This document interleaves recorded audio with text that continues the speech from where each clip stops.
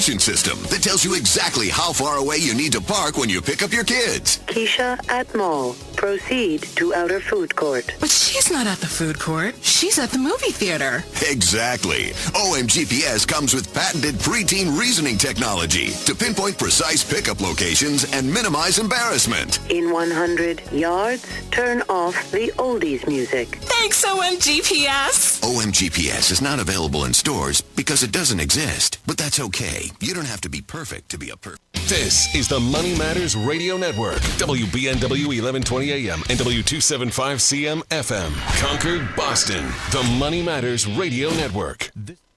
Environmental nonprofit Ocean River Institute is working with communities to tackle climate change with nature-based solutions that feature slowing water down and building more soil with grasses and plants. Research indicates that people acting in their own neighborhoods can build an inch of soil in a year and slow sea level rise down by as much as 25%. Please visit oceanriver.org for more information on opportunities to make a difference and go the distance for savvy stewardship of a greener and bluer planet Earth. Mark Vonner is the CEO of Veterans Development Corporation. Mark is a career military man, having served for nearly 20 years, and we are so thrilled to have him and his company as a key partner and the presenting sponsor of the DAV 5K Boston. Mark comes from a proud military family, including his father Victor and his brother Timmy. Mark talks often about how serving his country was one of the greatest achievements of his life, and that's one of the key reasons that he chooses to give back to this special community. Mark is honored to continue his legacy that his father started when he built Veterans Development Corporation. Working to help many disabled veterans and their families has become a lifelong goal for Mark, and it's why he's taken the time to fully support the DAV Department of Massachusetts. You can join Mark Vonner and Veterans Development Corporation and help our great American heroes today by making a donation or becoming a sponsor. Simply visit dav5k.boston. That's dav5k.boston. Hey, listen, are you a 50-year-old person looking for term life insurance? Then you need to talk to Bob. Bob specializes in helping people find $1 million or more of term life insurance for a couple of $100 a month. Look, you need to know there's a price war in the term life insurance business, and you may be paying too much. Call Bob, and he'll shop and see how much money he can save you. Look, this could be the last term life insurance policy you ever have. Your rates are guaranteed for the next 20 years. That's right, guaranteed level rates for the next 20 years. And if you're a smoker or your health is not perfect, Bob has great rates for you too. So for $1 million of term life insurance coverage for a couple of $100 a month, call Bob right now. 800-965-7987. 800-965-7987. 800-965-7987. That's 800-965-7987. Paid for by Term Direct.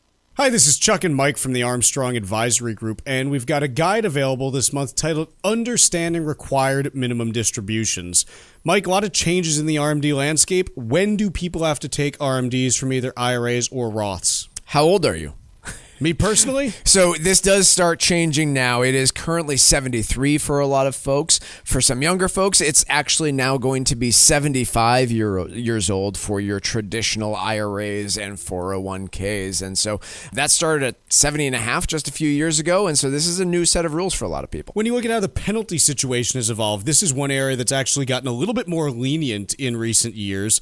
And so that's something where if you are new to RMDs, there are some incentives if you've missed one to get that squared away as soon as possible. There are, but, key takeaway. Understand these rules and don't miss your required minimum distribution, because there are still penalties for something that, again, is completely avoidable. Yes, the penalties used to be bigger.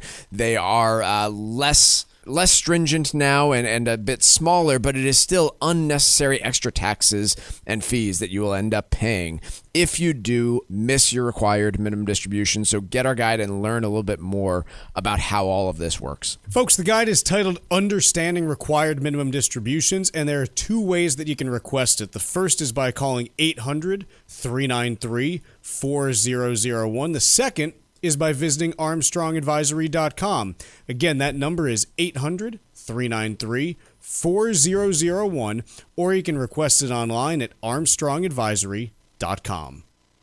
The proceeding was paid for by Armstrong Advisory Group, a registered investment advisor. Nothing in the ad or in any Armstrong guide is specific financial, legal, or tax advice. Consult your own financial, tax, and estate planning advisors before making any investment decisions. Armstrong may contact you to offer investment advisory services. This is Michael Valila, Adjutant of the Disabled American Veterans Department of Massachusetts. We pride ourselves on being able to support veterans in their time of greatest need, ensuring they receive the protections they deserve. For over 100 years, the DAV of Massachusetts has helped thousands of veterans with housing, transportation, and medical assistance, and you can help too. Please visit dav5k.boston and make a donation today. That's dav5k.boston. The Financial Exchange is produced by Money Matters Radio and is hosted by employees of the Armstrong Advisory Group, a registered investment advisor. All opinions expressed are solely those of the hosts, do not reflect the opinions of Armstrong Advisory or anyone else. Investments can lose money. This program does not offer any specific financial or investment advice. Please consult your own financial, tax, and estate planning advisors before making any investment decisions. Armstrong Advisory and the advertisers heard on this program do not endorse each other or their services. Armstrong and Money Matters Radio do not compensate each other for referrals and are not affiliated. This is the Financial Exchange with Chuck Zodda and Mike Armstrong. Your exclusive look at business and financial news affecting your day, your city, your world. Stay informed and up to date about economic and market trends, plus breaking business news every day. The Financial Exchange is a proud partner of the Disabled American Veterans Department of Massachusetts. Help us support our great American heroes by visiting dav5k.boston and making a donation today. This is the Financial Exchange with Chuck Zodda and Mike Armstrong. Chuck, Mike, and Ben here with you today on a Jobs Friday. The only difference is we don't have a jobs report because of the government shutdown. The estimates that were out there, and I guess still are out there, were that non-farm payrolls would see a 50,000 person rise. The unemployment rate would stay at 4.3%. Average hourly earnings would be up 0.3% for the month, 3.7% year over year. Labor force participation rate was expected to stay at 62.3%, and the U6 underemployment rate expected to remain at 8.1%. So that's what the expectations were heading into today, and obviously as we sit here right now, there is no BLS government jobs report in front of us. But Mike and I didn't let that stop us. No. Instead, Mike and I did what any enterprising young person does these days. Ask AI. They turned on their AI and said, hey, what do you think is going to happen? So, here's... we're doing this. We're actually doing this just because, again, we have no jobs report. And so, Mike, here's the prompt that I gave ChatGPT. Okay. Create me data for the jobs report due from the BLS that will not be released because of the government shutdown. Estimate based on prior trends. Okay. That's it. That's what I put in. Would you like my prompt? I would. Using data from the ADP employment report found here, I provided the link, and the Revelio employment report found here, again provided the link. Please run an analysis using the two data sets, comparing their correlation to the monthly jobs report from the BLS. And then based on that, please put together a prediction for the September jobs report. I'd like to know how many jobs you predict were created or lost in September, along with the unemployment rate. So I didn't ask for wages. I just asked for rate and jobs created or lost. I didn't ask for anything else, but I got a whole bunch of stuff in here that it gave me. So, Mike, what was the payroll number that your AI spit out? It spat out 23,000 jobs created. So total payroll change of plus 23,000 in the non-farm payroll numbers. I got plus 15, so pretty close-ish. Within the margin of error, yeah. Okay, so pretty close there, below the estimate of 50,000, but I guess our AIs are just a little bit pessimistic today. Yep. Did yours do private payrolls? Did it split that out or no? Nope, just headline.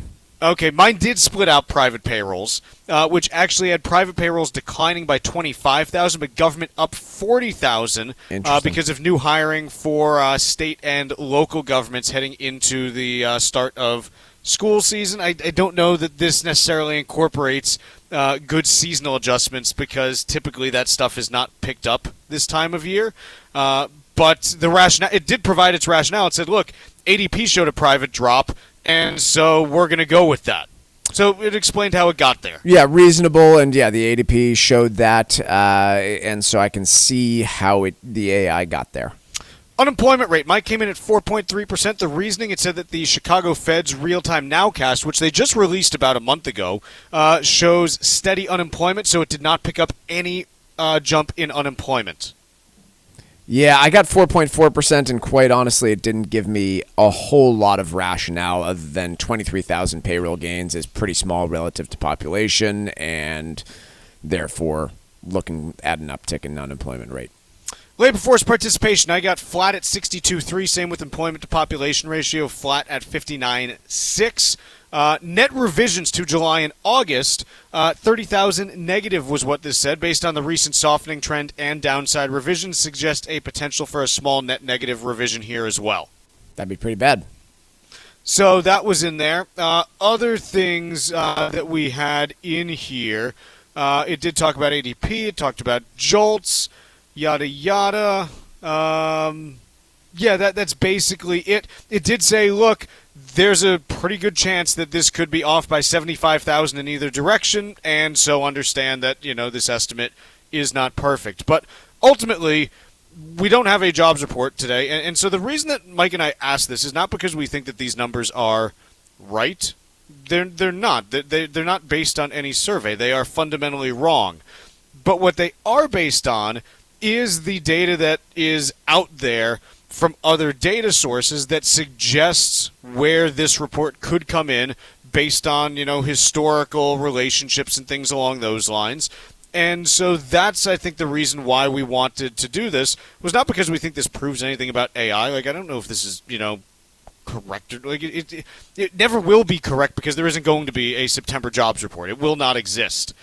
What I think this does help us to do is use something other than our own brains to say, hey, is there anything that, we might be looking at or that needs to be incorporated? And this is how economists and the Fed, by the way, are going to go about trying to piece together what they think is going on in the jobs market through their own models and own, assessments. They're going to pull from these other sources to try to figure out what may or may not be happening in the absence of this jobs report. So that was really the purpose of this, was just to show how you can kind of look at this and pull together what, could be a projection or a set of projections for a jobs report in the absence of one that's actually being delivered. Chuck, that's a very nice way of explaining that you and I were both having jobs report withdrawals and our hands were shaking until we could report something about jobs.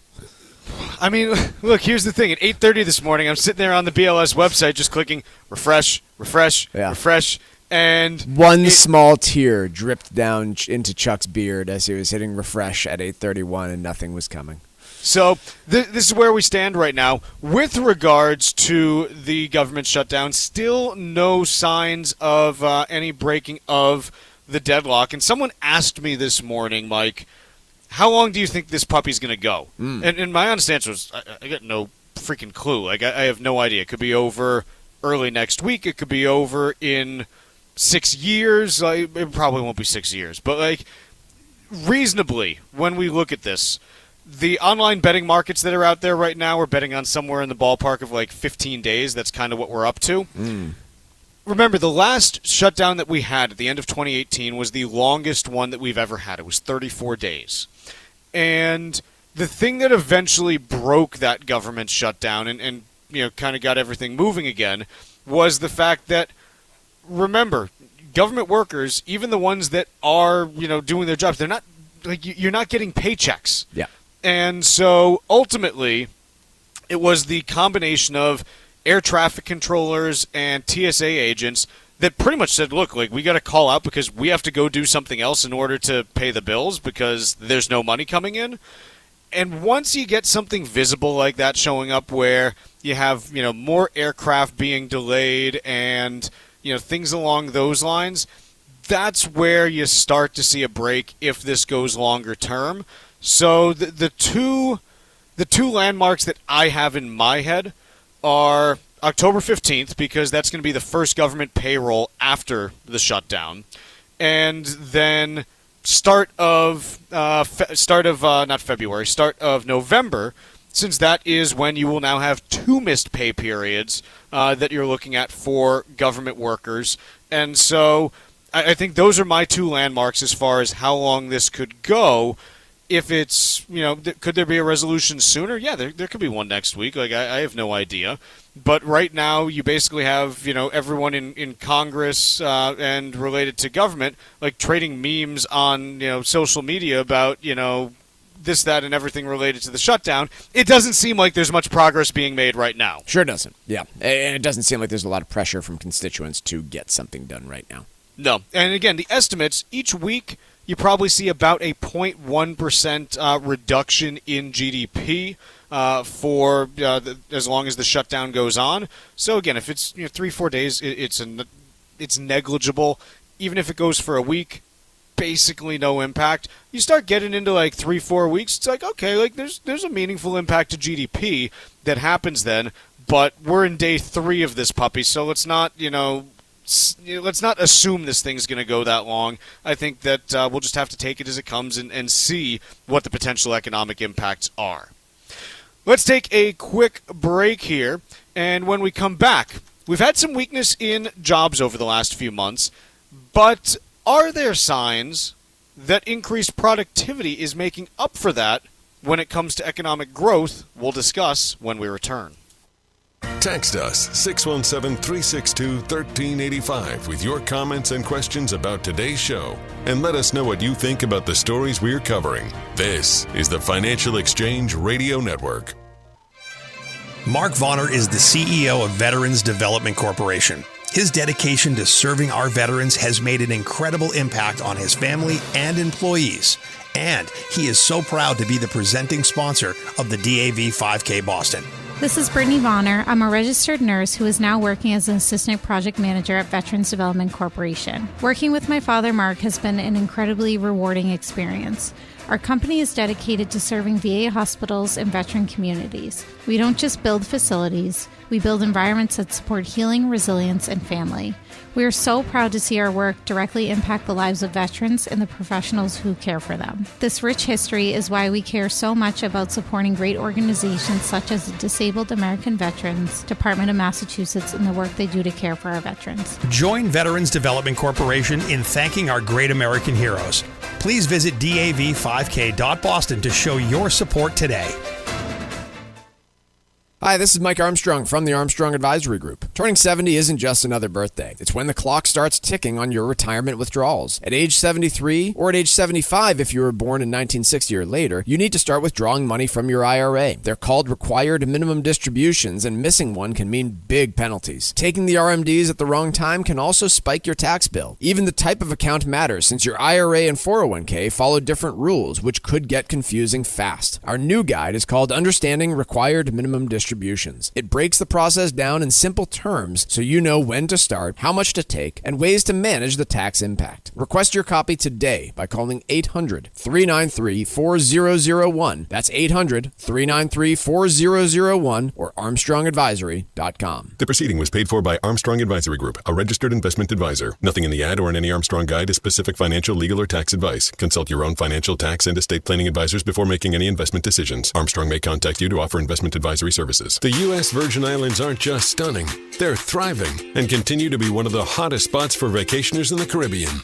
New cruise port upgrades, better air connections, and a sharper focus on cultural experiences are putting the islands back on the map for travelers seeking something special. St. Thomas is your cruise hub, known for duty-free shopping and the world-famous Megan's Bay. St. John is pure escape with national park hikes, secluded beaches, and tropical tranquility. St. Croix brings the history with colonial architecture, old sugar mills, and vibrant coral reefs. Visit one island or all 3 and get plenty of pampering, undisturbed nature, and a vibe like no other, all jammed into one vacation. With easy travel from New England, no passport required, and no money to exchange, paradise is closer than you think. This fall, plan your getaway and fall naturally in rhythm with the heartbeat of the islands in America's Caribbean. Visit usvi.com and book your trip today. That's visitusvi.com. Hey, listen, are you a 50-year-old person looking for term life insurance? Then you need to talk to Bob. Bob specializes in helping people find $1 million or more of term life insurance for a couple of $100 a month. Look, you need to know there's a price war in the term life insurance business, and you may be paying too much. Call Bob, and he'll shop and see how much money he can save you. Look, this could be the last term life insurance policy you ever have. Your rates are guaranteed for the next 20 years. That's right, guaranteed level rates for the next 20 years. And if you're a smoker or your health is not perfect, Bob has great rates for you too. So for $1 million of term life insurance coverage for a couple of $100 a month, call Bob right now. 800-965-7987. 800-965-7987. 800-965-7987. That's 800-965-7987. Paid for by Term Direct.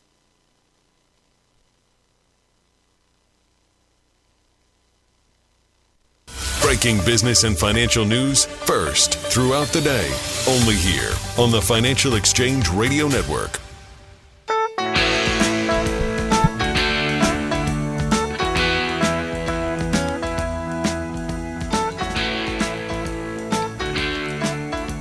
We got a piece from the Wall Street Journal today.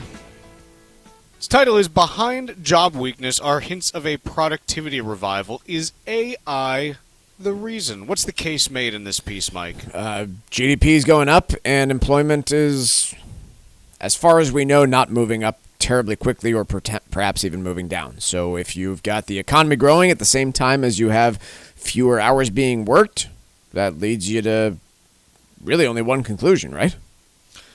That employees are being more productive. Yeah, that's what I'm getting at. So when we look at this, basically the case that is being made here is, hey, you had, the second quarter, the GDP growth that we saw was stronger than a lot of people anticipated, even though payroll growth was pretty muted. And so it's basically saying, look, if that's something that continues, then you are going to see, productivity be what fills the gap. And because of all this spending on AI, is it reasonable then to assume that this is happening because of, AI? Is AI driving that productivity boost? Is technological advancement making all of us more efficient? And it's a reasonable theory.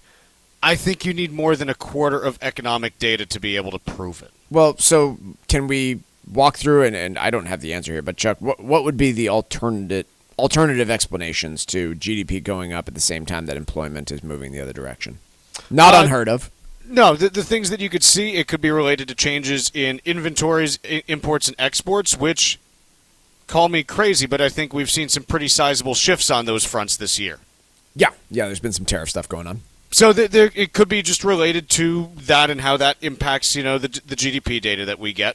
Other things that you could be seeing, it could be an increase in productivity due to economies of scale that you get from what you're doing in the economy. The example I would give right now, hey, Mike, is it more productive to build a really small data center or a really big one?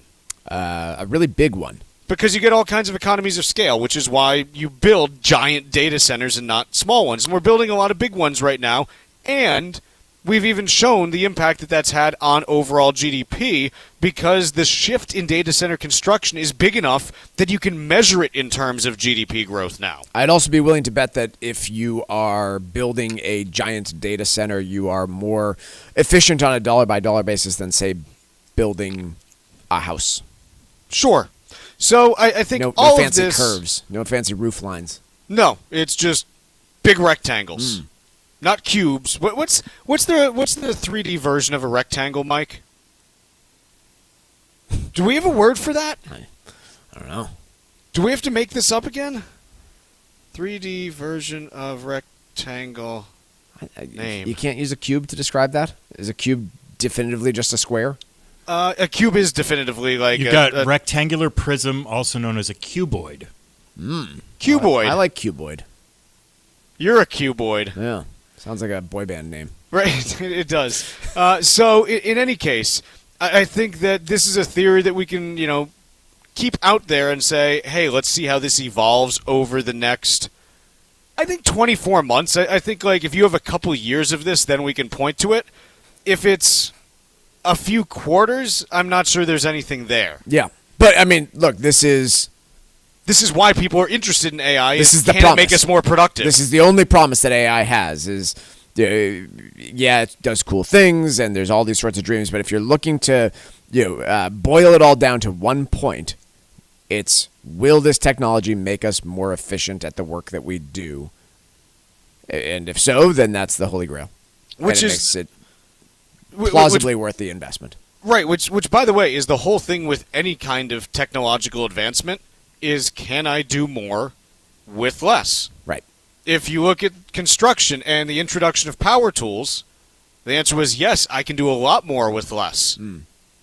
So this, for people who sit in front of a computer screen, whether it's coding, writing, handling numbers, this, that, whatever it might be, can it allow you to do more than you would previously have done, such that costs come down, and either those cost savings can be passed on in the form of higher living standards to everyone else, or profit margins expand, and those additional profits then can be reinvested into additional technological growth or distributed out to shareholders in the form of additional wealth.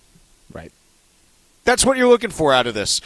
It's, to this point, Mike, I would say, based on the overall data that we have, I don't think there are any conclusive facts and evidence that point to AI having a meaningful, higher productivity impact that we can ascertain in the broad economy. We can certainly point to individual jobs and uses. I don't think that we have anything conclusive that says, yes, this is showing up broadly in the economic data yet. Yeah, I can agree with you there. It may, but we're not there yet. Let's see. Great piece from Barron's, actually. Why the stock market keeps going up even during a government shutdown. Mike, the best example that I've seen of this is if you have a sports team that you like, specifically, like, you're an NFL fan. Sure. If you've got questions about how your team's doing, they've been on like a recent losing streak, kind of like the jobs reports have been weak recently. Yeah, the National Foosball League. Got it. Guess what? You can't lose on a bye week. If there's no news that's being published, what do you trade on? Like what do you sell on? Because ultimately, the reason for investors to make any investing decision is because of a story that they tell themselves. It could be a story about valuation, a story about a founder, a story about economic data, whatever it might be. You tell yourself a story as to why you're going to do that. If there is no news that is being released, you can't trade on that. It doesn't exist. And so in the absence of bad news being released, generally people invest in the market for one reason, and that is to make money. I guess it helps me fight against that old phrase that markets hate uncertainty. Not really. Like we're getting getting a resolution of uncertainty. We're getting a big dose of uncertainty right now. We don't know how many jobs were created for the month of September. We don't know the unemployment rate currently. We don't know when a government shutdown will end, and markets are doing just fine. So, yeah, I'm with you. They don't like when that uncertainty resolves into something that is pretty ugly for the markets and the economy. But the uncertainty itself, Right, if the uncertainty can't resolve, why would you do anything? Right. I think that's kind of where you end up getting to when it's all said and done on this. So that is, again, I thought this was a really good piece by Barron's there when we look at it. Let's take a quick break here, and when we return, I want to talk about this piece from the Bloomberg, and it's by Bill Dudley, who used to be the president of the New York Fed. It's titled, "Maybe the Fed Shouldn't Be Cutting Interest Rates." We'll discuss when we're back.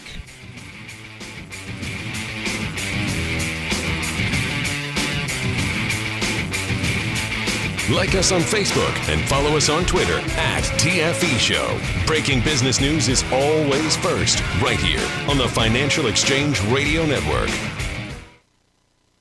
Sometimes we know what's next. Other times, it's impossible to know. Life can change in an instant. Don't be caught standing by the next time someone's heart stops. Knowing CPR gives you the ability to act and takes you from bystander to lifesaver. CPR is a life-saving skill. Join the nation of lifesavers today by learning CPR at heart.org/nation. National support for CPR education provided by Elevance Health Foundation. It happens all over Massachusetts. Can you tie my shoes? In every home and every community. Be careful on your bike. Learning can happen anytime, anywhere. Hi, guys. We'll see you at practice this weekend. And no matter how learning takes place in your family's life, DESE is there as your partner. The Massachusetts Department of Elementary and Secondary Education. Never stop learning. Find out more at mass.gov/back-to-school. Sponsored by the Massachusetts Department for Elementary and Secondary Education. New Englanders love the Caribbean, and now there's a Caribbean travel channel available for you to learn all about Caribbean culture while you're planning your next trip to your favorite island. The TravelShareIt.com marketplace is loaded with information about the arts, festivals, food, and music throughout the Caribbean, and is an interactive website featuring daily travel deals to any island of your choice.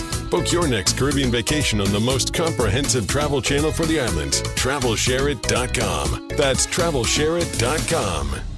Cushing & Dolan know that gifting assets can be one of the most emotional and challenging parts of estate planning. Their new guide, Making the Most of Gifting Assets, can help you learn what to consider before making a major gift, like your primary home or a vacation property, and avoid unintended tax problems. Call 866-848-5699 to get your copy, or request it online at LegalExchangeShow.com. The proceeding was paid for and the views expressed are solely those of Cushing & Dolan. Cushing & Dolan and or Armstrong Advisory may contact you offering legal or investment services. Cushing & Dolan and Armstrong Advisory do not endorse each other and are not affiliated. Hi, this is Mike Armstrong from the Armstrong Advisory Group. If you're approaching your 70s, you might be thinking about slowing it down, but the IRS is just getting started. Required minimum distributions, or RMDs, kick in starting at age 73. And if you were born in 1960 or later, that number jumps to 75. RMDs are more than just a box to check. They can impact your taxes, your income plan, and even what you leave to your heirs. If not done properly, it could mean big penalties, but getting them right might help keep your money working for you. Our latest guide, Understanding RMDs, breaks down how they work, when to take them, and strategies that may make them less of a tax headache and more of a financial opportunity. Request your copy today by calling 800-393-4001 or by visiting ArmstrongAdvisory.com. That number again is 800-393-4001 or ArmstrongAdvisory.com. The proceeding was paid for by Armstrong Advisory Group, a registered investment advisor. Nothing in the ad or in any Armstrong guide is specific financial, legal, or tax advice. Consult your own financial, tax, and estate planning advisors before making any investment decisions. Armstrong may contact you to offer investment advisory services. This is Tucker Silva of the Financial Exchange Show, and I'm joined today by estate planning attorney Todd Lutzke, a partner with the law firm of Cushing & Dolan,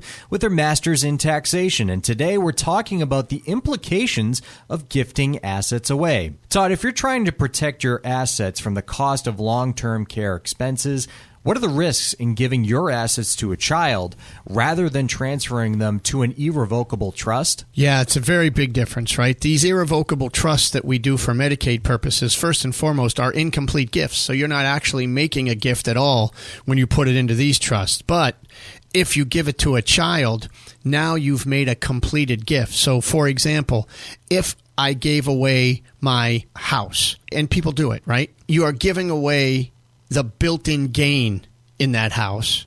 You now don't have any control over the house. You can't sell it and buy another one if you want to move. You need the kids' permission for all of that. Plus, if you never sell it and you die, you've trapped the built-in gain for the kids. When they go to sell it, they're going to have to pay capital gains tax.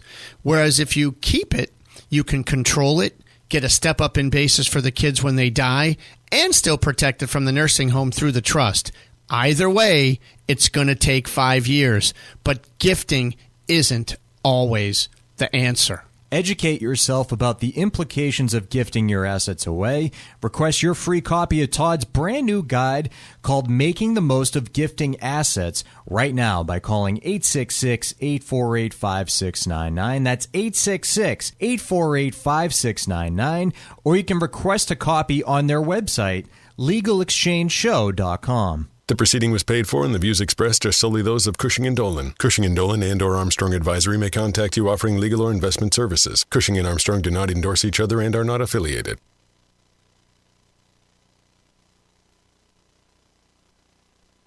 Time now for Wall Street Watch. A complete look at what's moving markets so far today, right here on the Financial Exchange Radio Network. Well, it's day 3 of the government shutdown, and markets are on the rise. The Dow Jones is up over 400 points, or 0.87%. The S&P 500 is up over 24 points, or a little over 0.3%. The NASDAQ just barely positive, up 0.06%. Russell 2000 is also up over 1%. Rare earth miner USA Rare Earth is up 22% after CEO Barbara Humpton told CNBC that the company is in, quote, close communication with the White House. GameStop shares are down 3% after the company said in a filing it's selling a combination of assets ranging from common stock to debt for an undisclosed amount. Applied Materials shares are off 2.5% after the company acknowledged in a regulatory filing that new U.S. export restrictions will hurt revenue. Applied Materials said the restrictions will lower fourth quarter revenue by about $110 million and its fiscal year 2026 revenue by around $600 million. Uranium Energy is down 3.5% after planning a secondary offering of 15.5 million shares. Goldman Sachs is the sole underwriter of that. Entergy shares are up 2.4% after announcing plans to provide power for Google's planned technology investment worth around $4 billion in Arkansas. As part of the investment, Google will develop a new data center in West Memphis, Arkansas, the company's first in the state. And finally, Gordon Haskett Research Advisors upgraded Zillow to buy from hold, sending the real estate platform up 3.8%. The Wall Street researcher said the recent sell-off is overdone, creating an attractive buying opportunity. Zillow has declined 17% over the past 2 weeks on concerns regarding competitive encroachment and legal fees. I am Ben Kitchen, and that was Wall Street Watch. Mike, we got a piece here from Bill Dudley, former president of the Federal Reserve Bank of New York, and I'll just read his opening paragraph because it basically spells out the whole thing. Should the U.S. Federal Reserve keep cutting interest rates? Markets certainly think it will. Futures prices suggest the federal funds rate will fall to about 3% by the end of 2026 from just above 4% now. I'm not so sure that would be a good idea. And he outlines, look, there are 3 reasons why the Fed would be cutting right now. Risk management, hey, we think that we might just be a little too restrictive, so let's reduce rates to get into a more comfortable spot. Anticipation, we don't want to wait to see further deterioration in the labor market because if we do, it's already too late. And what we call estimation error, hey, maybe we're wrong about where the neutral rate is and we need to revise where we think that is. So those are the 3 reasons that you talk about for cutting. What Dudley outlines in terms of, hey, why would you not be cutting at this point, pretty much boils down to one thing as far as I can tell, which is, hey, inflation is still about a percentage point above the 2% target the Fed's had for recent history. If you're cutting right now with signs that inflation may already be rebounding, the second the economy actually starts to kick into higher gear, you risk inflation becoming a larger problem, and you've got to reverse that policy in short order. Is that the argument that he makes? That's the theory, yeah. I mean, look, a lot easier to, I guess, vocalize that theory when you're not sitting in the chair of a voting member. I think obviously we see a lot more of these pieces from former Fed governors than we do anything from a sitting one. So do I buy the argument? Yeah. I really have no idea right now which the bigger risk is. I think, though, that it's employment. I think the bigger risk right now is the jobs market. I think that's being confirmed by some of the private payroll data we keep getting, as well as the general attitude of employers right now. I tend to agree. I mean, again, could be wrong. Not saying that justifies, 2 percentage point rate cuts, 2 percentage points in rate cuts. I just think that the Fed is very likely at this next meeting, I think regardless of whether or not they have CPI and this September jobs report, to keep on going here with lower rates until they get to about a percentage point lower than where we were this summer. And I guess the further we go this fall, I had made a statement back in, I think it was June, It was when we were starting to see like an uptick in initial unemployment claims, continuing claims. I'm sorry. Yep. And I said, look, if this continues, the case for the Fed is pretty ironclad to start cutting right now, in that you don't want labor market weakness to become larger, because if it does, you probably don't end up having much in the way of inflation anyways then, because recessions typically take out any inflationary impulse. If people aren't buying stuff, there's generally not much inflation. That continuing claims data reversed in pretty short order within a span of a few weeks, and I said, look, I don't know that you need to do anything. The data for the last 6 weeks or so, not on claims are actually completely fine right now, but the data that we've been getting, the combination of ADP, Indeed, paychecks, JOLTS, the Chicago Fed's new tracker that's out there, it's all kind of pointing in the same direction, and that is the labor market continuing to soften and worsen. And I guess where I end up on this is, hey, if you're worried about inflation becoming a problem 9 months from now, while you have the labor market becoming a problem today, that's kind of like being like, well, it's mid-May right now and pretty warm. Better put on a jacket in case it gets cold in December. Yeah, the example I give is, a patient coming in with a gunshot wound and you're trying to treat their cancer. Like, they're both problems, but we need to deal with the first one. Yeah, it's just, I think that there is a higher urgency on the jobs front right now, because we're kind of on the precipice of the labor market going into a nasty place, and we still may not end up going there. Like, that's totally possible. But I'm trying to think of the last time that I looked at a piece of labor market data and was, aside from weekly claims, which, again, if you're in a low hire, low fire environment, like, weekly claims aren't going to show a ton. But aside from weekly claims, when's the last time you looked at a labor market indicator and were like, that is unambiguously good news? It's been a bit. Right, but here's what I will say. It rings really similar to what we were dealing with last year. Not to this extent. Not to this. That's the difference. Well, to this extent on the unemployment rate. Right? Like, we did see a bigger upswing in a shorter period of time on the rate of unemployment. And I'm willing to excuse that because, again, we were at such an abnormally low unemployment rate back then. But correct, we did see that uptick a lot faster than we have here. And so I guess my point would be, we saw something that we have never seen in modern history last year when it comes to the unemployment rate going up by more than 0.5% and then pausing. Maybe we're seeing something that we haven't seen in quite some time with the labor market now. Possible. And again, but by the end, I've said by November, but by Thanksgiving we'll know. I don't know if that's going to be the case, given what we may or may not get for economic data over the next month now. So I now revise that to, hey, by the end of the year we'll know. But you got to start seeing some green shoots on the job side of things, and we're just not seeing those yet. Like, there hasn't been an inflection point that we've reached there. It still is something where what you can say, the weakness in the labor market is not affecting the broader economy at all. Retail sales, just fine. You look at what's going on with the AI boom, it's cranking right along. The housing market is weak, but the housing market's been weak for the last 2 years. This is not a new phenomenon. So I don't think that you can point to what's going on in the labor market and say this is causing problems X, Y, and Z in the economy, because it's not showing up anywhere else yet. Which gets back to the conversation we had yesterday of, hey, are we less dependent on labor income to drive the economy now than at any other point in history?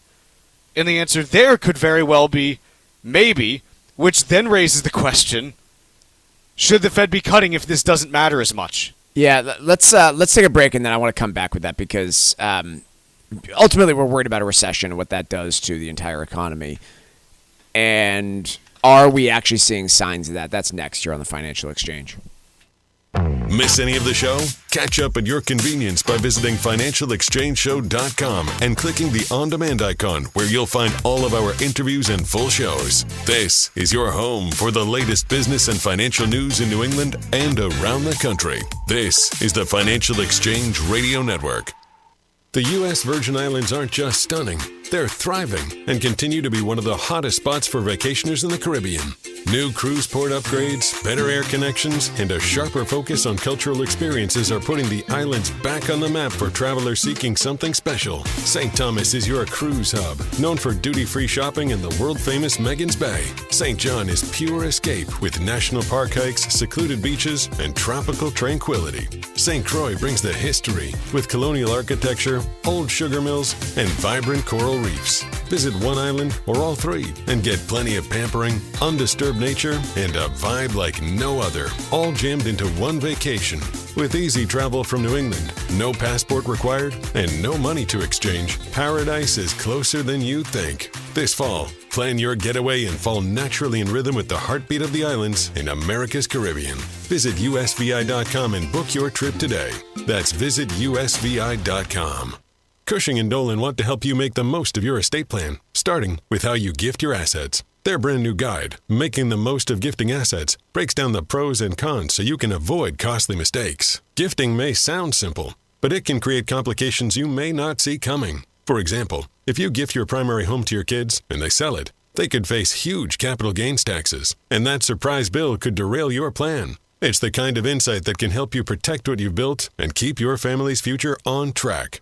Whether you're just getting started or you're deep into your estate plan, this guide from Cushing & Dolan is a must-have to make smart, informed decisions. Call 866-848-5699 right now to get your copy. That's 866-848-5699. Or request it online at legalexchangeshow.com.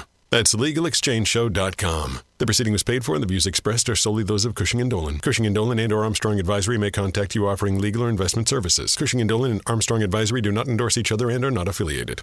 Are you wondering where the economy is headed? GDP is growing, but tariffs, inflation, and job numbers are making headlines. Interest rates, housing costs, and policy changes are impacting all of us. Even AI is changing how markets move. Hi, this is Chuck Zodda from the Armstrong Advisory Group. We're hosting 2 financial seminars this fall to help you make sense of it all. Join us at Margaritaville Resort, Cape Cod on October 9th or at the Showcase Superlux in Chestnut Hill on October 16th. To reserve your seat, call 800-393-4001. We'll break down the economic trends, market risks, and smart strategies you need to plan for retirement and beyond. Diversification, preparation, and smart decisions are several of the keys to navigating uncertainty. Register today by calling 800-393-4001 or on our website, armstrongadvisory.com. The proceeding was paid for by Armstrong Advisory Group, a registered investment advisor. Nothing in the ad or in any Armstrong guide is specific financial, legal, or tax advice. Consult your own financial, tax, and estate planning advisors before making any investment decisions. Armstrong may contact you to offer investment advisory services.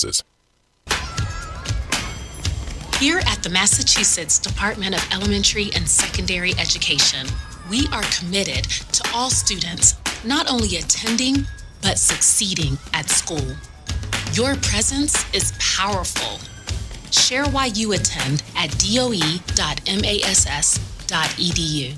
Sponsored by the Massachusetts Department of Elementary and Secondary Education. Let's talk LDL. AKA bad cholesterol. The higher your LDL cholesterol, the higher your risk of a heart attack or stroke. Your health matters. Know your number. Talk to your doctor and get your cholesterol checked. And learn how to help lower your LDL bad cholesterol. Because your health is in your hands. Find out more at heart.org/LDL.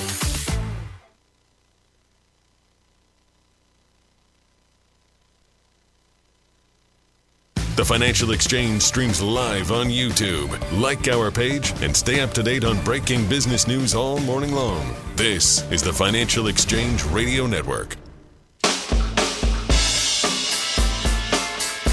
This year's DAV 5K is sold out, but you can still help our great American heroes. The race is Saturday, November 8th at Castle Island, and you can visit dav5k.boston to make a donation of any amount to support our troops. Your gifts help fund free rides to medical appointments for veterans and the nation's first DAV-led housing initiative. providing homes for single veterans and veteran families. Go to DAV5K.Boston and make your donation today. Mike, the last segment we were talking about, hey, the labor market showing some, real signs of weakness, but then raised the question, hey, if it's not showing up in the broader economic data, and the main reason that historically you want to try to maintain full employment, I guess there's two depending on, which perspective you're looking at. A, you don't want, in general, you just don't want a bunch of people to be unemployed. It creates problems for their families and for, larger society as a whole. But also the reason that the Fed cares about is it generally causes, recession. And so I guess the question is, hey, if lower employment growth no longer necessarily is that direct path to recession, which is a big if, we're still not convinced that, then is there the case that maybe the Fed doesn't need to be doing anything right now? Yeah, so that's a really complicated question, and I'm with you. I don't buy it. I know. But what we can say is that higher unemployment is not usually what leads us into a recession. No. It usually comes last. It's a lagging indicator. The reason being, you don't stop hiring because you're nervous about a recession. You stop hiring because demand slows down for you, and you say, I don't need as many people. So, demand is what leads labor. Right. And so in some ways, I guess I look at this period of time and say, okay, it could just be a slowdown that, again, finds a new normal, in which case does the Fed need to be cutting rates here? It is really tough to look at and say, oh, yeah, the Fed needs to be dramatically lower with their interest rate setting policy right now. Because the thing is, if you look at demand and where it's coming from now, on the consumer side, retail sales are fine. Haven't cracked at all. If you look at kind of the business investment side, is AI demand weakening at all in terms of, construction? No. No, it's strengthening still. Housing, yeah, you can make a case that, housing investment continues to be weak, but it's been weak for a couple of years now. Like, this is a story dating back to 2023, even late 22. Like, that's nothing new. So I guess I look at it and I say, if you're not seeing signs of demand cracking, do you need to end up cutting because you're not necessarily likely to see unemployment rise then? And part of this also is it then gets at the complicated thing of, hey, we've got lower labor supply now because of boomers retiring and more deportations. If labor supply is lower and the unemployment rate doesn't rise as a result, what's the point of cutting anyways? Yeah. So it's all to say this is a very unique, very messy situation that the Fed's dealing with, and we're all just trying to understand, how this is moving, because it's something that we haven't seen in recent history in this fashion. The U.S. Virgin Islands aren't just stunning, they're thriving and continue to be one of the hottest spots for vacationers in the Caribbean. New cruise port upgrades, better air connections, and a sharper focus on cultural experience have put the islands back on the map for travelers seeking something special. St. Thomas is your cruise hub, known for duty-free shopping in the world-famous Maggins Bay. St. John is pure escape with national park hikes, secluded beaches, and tropical tranquility. St. Croix brings the history with colonial architecture, old sugar mills, and vibrant coral reefs. Visit one island or all three and get plenty of pampering, undisturbed nature, and a vibe like no other, all jammed into one vacation. With easy travel from New England, no passport required, and no money to exchange, paradise is closer than you think. This fall, plan your getaway and fall naturally in rhythm with the heartbeat of the islands in America's Caribbean. Visit usvi.com and book your trip today. That's visit usvi.com. Mike, do we want to talk asset-based investing, subprime credit troubles, or LA's entertainment industry? Let's go to entertainment, Chuck. This is kind of an undercovered story in that the LA economy is kind of a mess right now. And California in general, I mean, look, California is basically three things when you look at its economy. It is entertainment, it's tech, those are the things people often think of, but agriculture is a huge part also. Yeah. Like you get out of the major cities, and I mean, California, it's not the breadbasket of America, but it's absolutely the fruit and nut basket of America. There you go. It's like whether you're talking, almonds, you're talking tomatoes, watermelon, like this is where the stuff comes from. Grapes for my By the way, grapes fermented beverages? Or just eating them. I was about to say, the grapes the last month or so have been fantastic. Good I don't know if you're a big grape guy, but they've been nice and firm, really good. But what about the California raisins? I'm not a raisin fan personally. I don't enjoy raisins, but that's just me. L.A., Hollywood, slowing down, not great. Couple things that are potentially contributing to this in terms of why this could be happening. The first is overall between streaming and movies into theaters, budgets are way down because everyone's trying to figure out how to make money in a different world where making money on those items has been challenging in recent years. So, according to the data from ProdPro, nearly 30% fewer movies and TV shows with budgets of at least $40 million began shooting last year compared to 2 years prior. So, you've got a real reduction in the dollars that are flowing in that direction. Other things that you are seeing out there, in terms of questions about artificial intelligence and how that might be used in filmmaking in the future, there are certainly questions about that as well. You have questions as to, hey, when you look at the types of movies that have brought people to theaters before, for the last decade, it's been superhero movies and Star Wars and all those big budget things. Do people still have the same demand for that? We're not seeing it in the ticket sales. So overall, you end up in a situation where the entertainment industry, which is the lifeblood of L.A., is really in a kind of dodgy spot right now. Did you see the story of Marvel moving from Georgia to the UK? No. So, they're, again, reportedly Marvel Studios moving to the UK, and a whole lot's been written about it, a lot of political stuff, but one of the reasons citing was, obviously cost and tax incentives. Georgia has a massive tax incentive out there, and so that was part of the reason why they were there in the first place.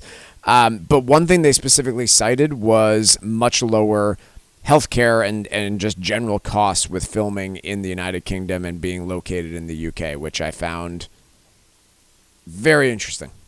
Very, very interesting. Yeah, it was a case about universal healthcare in the UK and the cost of carrying healthcare in the United States. Interesting. I didn't see that. I'll have to poke around for it. Let's take a quick break here. We still got a whole nother hour to go on the financial exchange. Back in just a bit.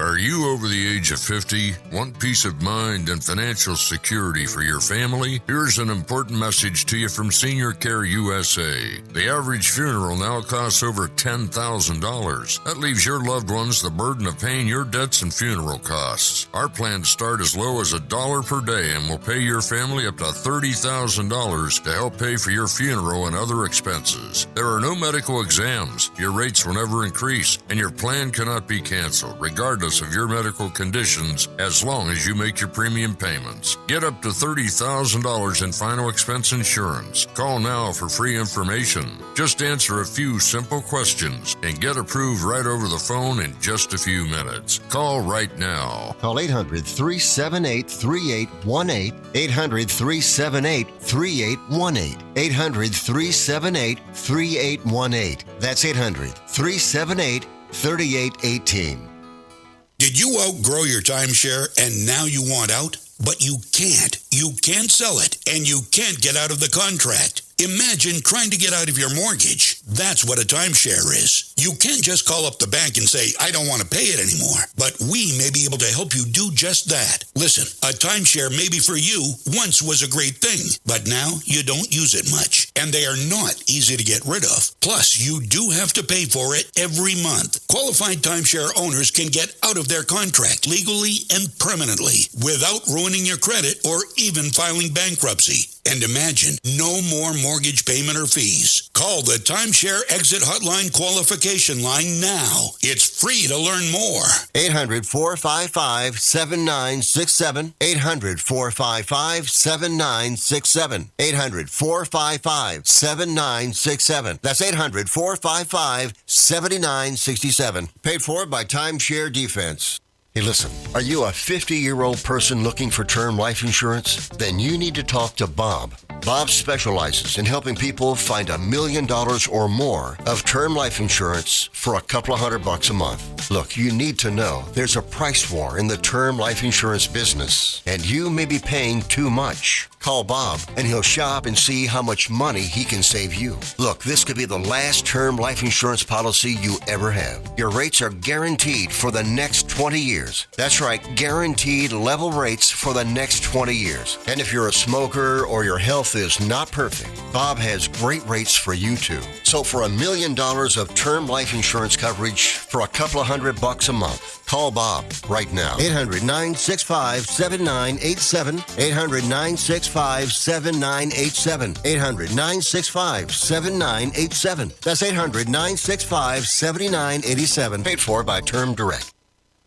This is the Money Matters Radio Network, WBNW 1120 AM and W275 CM FM. Concord, Boston, the Money Matters Radio Network. As a busy mom to 4 kids, my to-do list is full. Trying to fit in exercise, eating right, and prioritizing self-care can feel next to impossible. While we can't add more hours to the day, we do have a great resource to help. Go Red for Women has easy tips, tools, and information to help you and your family live a healthier life. So to all the moms, the aunts, grandmothers, and amazing women out there doing it all, visit goredforwomen.org/momlife today. You take care of them, Go Red for Women will take care of you. The U.S. Virgin Islands aren't just stunning, they're thriving and continue to be one of the hottest spots for vacationers in the Caribbean. New cruise port upgrades, better air connections, and a sharper focus on cultural experiences are putting the islands back on the map for travelers seeking something special. St. Thomas is your cruise hub, known for duty-free shopping and the world-famous Megan's Bay. St. John is pure escape with national park hikes, secluded beaches, and tropical tranquility. St. Croix brings the history with colonial architecture, old sugar mills, and vibrant coral reefs. Visit one island or all 3 and get plenty of pampering, undisturbed nature, and a vibe like no other, all jammed into one vacation. With easy travel from New England, no passport required, and no money to exchange, paradise is closer than you think. This fall, plan your getaway and fall naturally in rhythm with the heartbeat of the islands in America's Caribbean. Visit usvi.com and book your trip today. That's visitusvi.com. Mark Vonner is the CEO of Veterans Development Corporation. Mark is a career military man, having served for nearly 20 years, and we are so thrilled to have him and his company as a key partner and the presenting sponsor of the DAV 5K Boston. Mark comes from a proud military family, including his father Victor and his brother Timmy. Mark talks often about how serving his country was one of the greatest achievements of his life, and that's one of the key reasons that he chooses to give back to this special community. Mark is honored to continue his legacy that his father started when he built Veterans Development Corporation. Working to help many disabled veterans and their families has become a lifelong goal for Mark, and it's why he's taken the time to fully support the DAV Department of Massachusetts. You can join Mark Vonner and Veterans Development Corporation and help our great American heroes today by making a donation or becoming a sponsor. Simply visit dav5k.boston. That's dav5k.boston. This is Michael Valila, Adjutant of the Disabled American Veterans Department of Massachusetts. The DAV of Massachusetts has helped me and countless others adjust to civilian life through a variety of incredible programs. Through our local Veterans Assistance Program, we provide necessary services to veterans and their communities, such as food shopping, landscaping, and companionship, but we need your support. You can help by making a donation today. Please visit dav5k.boston. That's dav5k.boston. Hi, this is Chuck and Mike from the Armstrong Advisory Group, and our guide this month is titled Understanding Required Minimum Distributions. Mike, one area with some big changes the last couple of years has been RMDs as it relates to inherited IRAs. What is the lay of the land today? Yeah, so critical things that you need to know is that for most inheritors that are not spouses, So that's your starting point. If you are not married to the person who passed away, you are most likely subject to a out in 10 rule.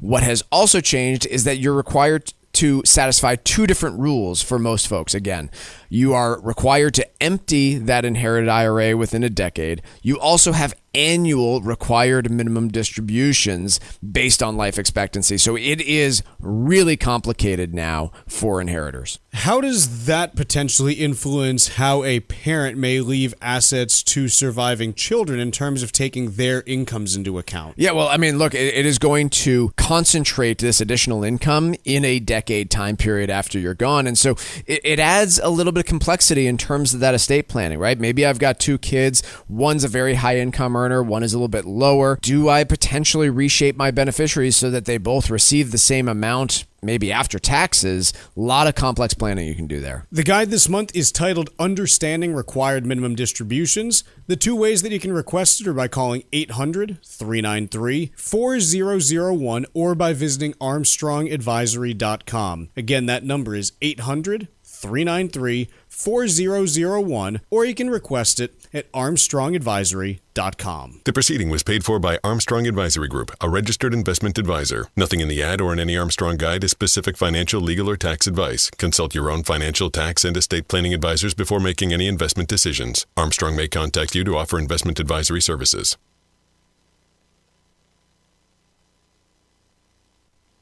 The Financial Exchange is produced by Money Matters Radio and is hosted by employees of the Armstrong Advisory Group, a registered investment advisor. All opinions expressed are solely those of the hosts, do not reflect the opinions of Armstrong Advisory or anyone else. Investments can lose money. This program does not offer any specific financial or investment advice. Please consult your own financial, tax, and estate planning advisors before making any investment decisions. Armstrong Advisory and the advertisers heard on this program do not endorse each other or their services. Armstrong and Money Matters Radio do not compensate each other for referrals and are not affiliated. This is the Financial Exchange with Chuck Zodda and Mike Armstrong. Your exclusive look at business and financial news affecting your day, your city, your world. Stay informed and up to date about economic and market trends, plus breaking business news every day. The Financial Exchange is a proud partner of the Disabled American Veterans Department of Massachusetts. Help us support our great American heroes by visiting dav5k.boston and making a donation today. This is the Financial Exchange with Chuck Zodda and Mike Armstrong. Chuck, Mike, and Ben with you, and as we take a look around the markets today, we've got equities continuing to push indices to new all-time highs. The Dow Jones Industrial Average up 378 points, about 0.75%. S&P 500 up 27 points, about 0.4%. NASDAQ actually lagging a little bit today, only up 0.2% or 45 points, but overall, all three major U.S. indices in positive territory, and even the cute little Russell 2000 getting in on the action, up about 1.5% today. Also up today, yields on bonds, which means prices on bonds are down. We got the 10-year Treasury right now. It is up 2.1 basis points to 4.111%. According to Mortgage News Daily, the national 30-year fixed-rate mortgage stands at 6.36%, down 1 basis point since yesterday, and a little bit lower than the 6.5 range that it was at throughout much of the early part of September before it dipped into the low sixes later in the month post-Fed meeting. Taking a look at commodity markets, oil, West Texas Intermediate up 61 cents an ounce. Not 61 cents an ounce, 61 cents a barrel. Hope not an ounce. If it were up per ounce, that'd be very expensive oil. 61 cents a barrel to 61.09 on West Texas Intermediate. And gold is up $35 an ounce to $39.03 and 10 cents. Not a new all-time high yet, but knocking on the door again after getting north of that 3,900 mark for the first time ever on Wednesday. So we'll see where gold ends up moving and if it can close the week with another all-time high. Mike, anything catching your eye in markets at all? No, but I had one stat that I just saw during the break that I thought was worth mentioning. Nearly 1 in 5 U.S. homeowners with a mortgage today now has a rate of at least 6%. That's the highest share since 2015, and it also now exceeds the portion of mortgages that are under 3%. Yeah, so you have fewer people that are mortgage locked into their homes. It still, does suggest that the vast majority of people with mortgages do have some, mortgage lock that is probably, creating a little bit of friction in the housing market. But every month that you go, that is going to be improving because there still are people that say, well, I don't want to give up my 3% mortgage, but the job I'm taking is across the country, and so I've got to sell the place, move, and, pay those higher mortgage rates. And so even though they don't want to, there are people each month that are making those decisions, and so you'll continue to see the share of mortgages north of 6% growing overall, as at least as long as we continue to see national mortgage rates in that ballpark. Yeah, I know you get this question too, but I get the question all the time. What's going to fix the housing market? Where am I going to see inventory tick up? When am I going to see mortgage rates come down? My answer is you would really not like to see the economy that will cause that happen. No, if you want mortgage rates back in mortgage rates in the 5s, you could probably get briefly with a mild recession. Mortgage rates in the 4s, it's got to be ugly.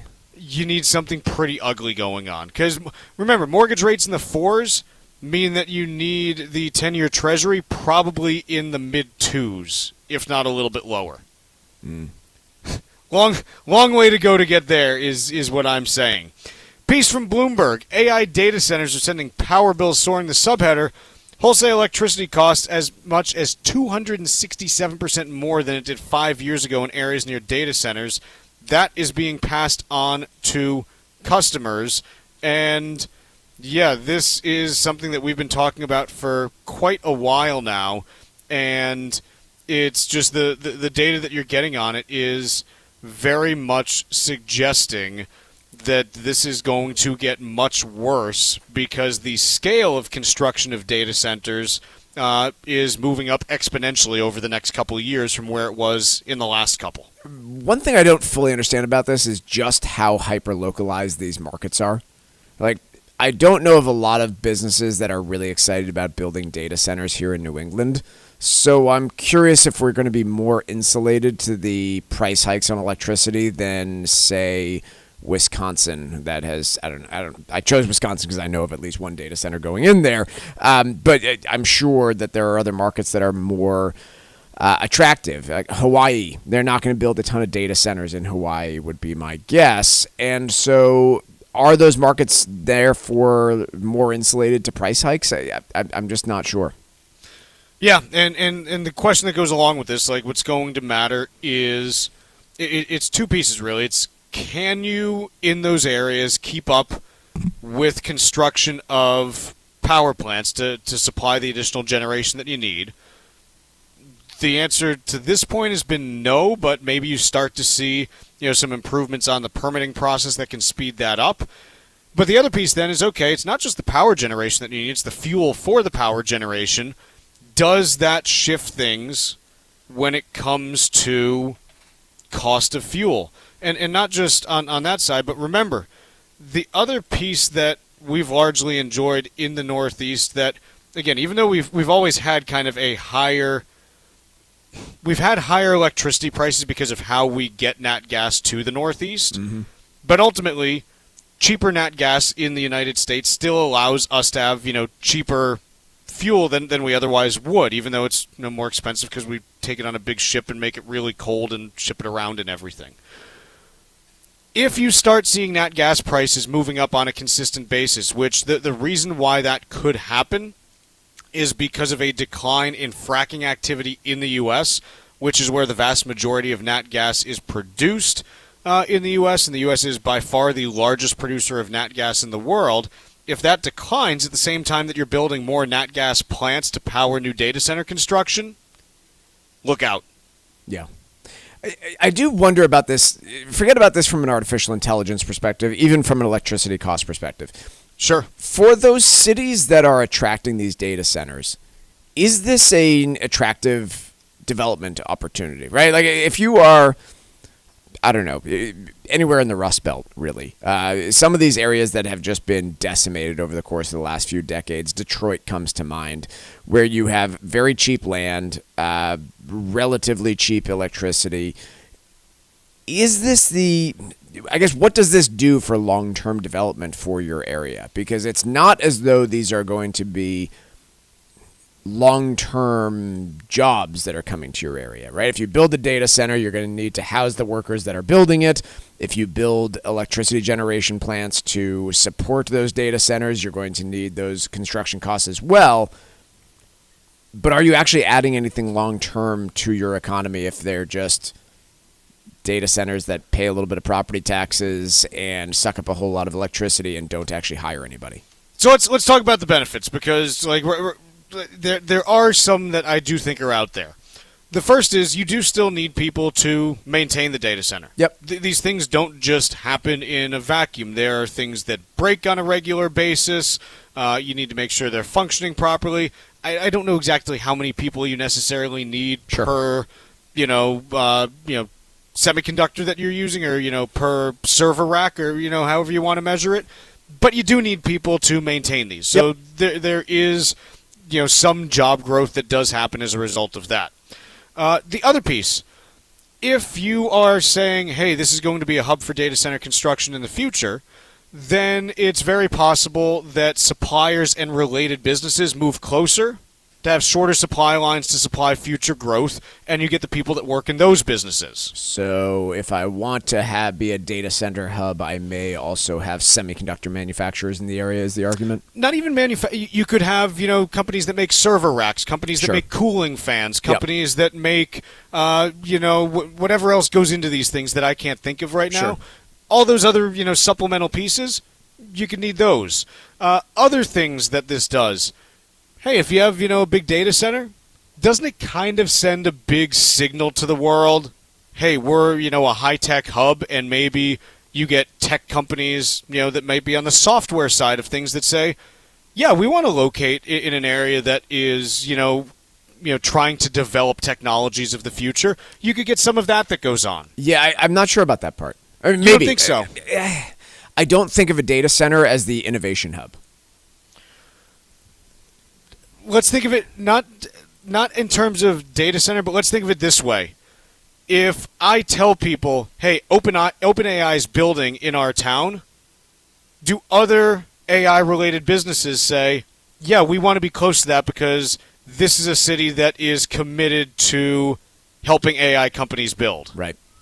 Like that kind of thing. Yeah. Those things. I definitely don't think it's a net negative. I'm just wondering how much of a positive is it for these areas that are promoting this development. It's tough for me to read. Another thing that I'd be curious about, and I don't think we're at this point yet, but what if you have something that's kind of the reverse of what we normally see for... You know how when sports teams go to try to build new stadiums, they basically try to suck up a bunch of tax revenue to do it, and it's generally a horrible investment for localities? What if you can actually, what if we've turned so much against data center construction now? Because we've talked about this a lot on our show. Like, there are huge, costs in terms of resources, whether you're talking water or electricity. We've had, a couple of new data center projects that have been voted down in recent months nationwide. What if it gets to the point where, hey, OpenAI says, yeah, we want to build a new data center near your town, and we're going to throw in $1 billion for local infrastructure improvement? Then I've got a great idea for the Muzzy Ford site right down the road here. Right, you say, oh, this is interesting. Now, I don't think I've seen much along those lines to this point, but maybe that's where this goes, and that could be, another positive for localities. So we'll have to see how it evolves from here, but ultimately, electricity costs are going to be one of the things that we reckon with on this, because we're not prepared to build out that kind of capacity on such short notice. Let's take a quick break here. When we come back, let's do a little bit of trivia, and then we'll also talk a little bit about Jeff Bezos' comments on the AI boom right after this. The Financial Exchange is now available every day from 11 to noon on SiriusXM's Business Radio Channel 132. Stay informed about the latest from Wall Street, fiscal policy, and breaking business news every day. The Financial Exchange is live on SiriusXM's Business Radio Channel 132. This is the Financial Exchange Radio Network. New Englanders love the Caribbean, and now there's a Caribbean travel channel available for you to learn all about Caribbean culture while you're planning your next trip to your favorite island. The TravelShareIt.com marketplace is loaded with information about the arts, festivals, food, and music throughout the Caribbean, and is an interactive website featuring daily travel deals to any island of your choice. Book your next Caribbean vacation on the most comprehensive travel channel for the islands, TravelShareIt.com. That's TravelShareIt.com. Cushing & Dolan know that gifting assets can be one of the most emotional and challenging parts of estate planning. Their new guide, Making the Most of Gifting Assets, can help you learn what to consider before making a major gift, like your primary home or a vacation property, and avoid unintended tax problems. Call 866-848-5699 to get your copy, or request it online at LegalExchangeShow.com. The proceeding was paid for and the views expressed are solely those of Cushing & Dolan. Cushing & Dolan and or Armstrong Advisory may contact you offering legal or investment services. Cushing & Dolan and Armstrong Advisory do not endorse each other and are not affiliated. Hi, this is Mike Armstrong from the Armstrong Advisory Group. Turning 70 isn't just another birthday. It's when the clock starts ticking on your retirement withdrawals. At age 73 or at age 75 if you were born in 1960 or later, you need to start withdrawing money from your IRA. They're called required minimum distributions, and missing one can mean big penalties. Taking the RMDs at the wrong time can also spike your tax bill. Even the type of account matters, since your IRA and 401k follow different rules, which could get confusing fast. Our new guide is called Understanding Required Minimum Distributions. It breaks the process down in simple terms so you know when to start, how much to take, and ways to manage the tax impact. Request your copy today by calling 800-393-4001. That's 800-393-4001 or ArmstrongAdvisory.com. The proceeding was paid for by Armstrong Advisory Group, a registered investment advisor. Nothing in the ad or in any Armstrong guide is specific financial, legal, or tax advice. Consult your own financial, tax, and estate planning advisors before making any investment decisions. Armstrong may contact you to offer investment advisory services.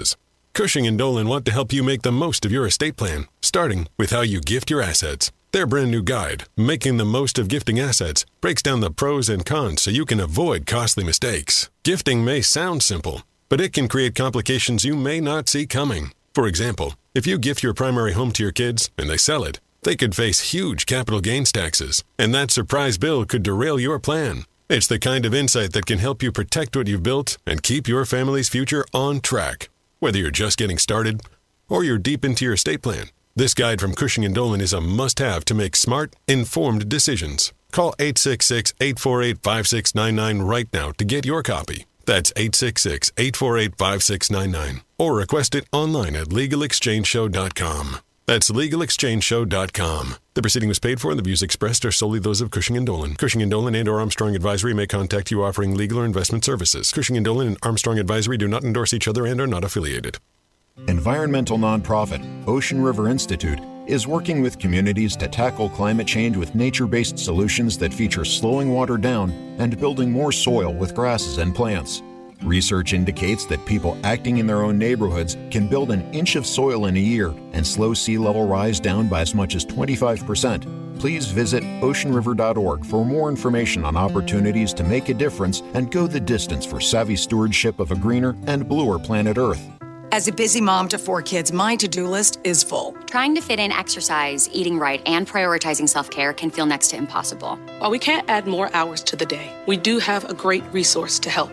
Go Red for Women has easy tips, tools, and information to help you and your family live a healthier life. So to all the moms, the aunts, grandmothers, and amazing women out there doing it all, visit goredforwomen.org/momlife today. You take care of them, Go Red for Women will take care of you.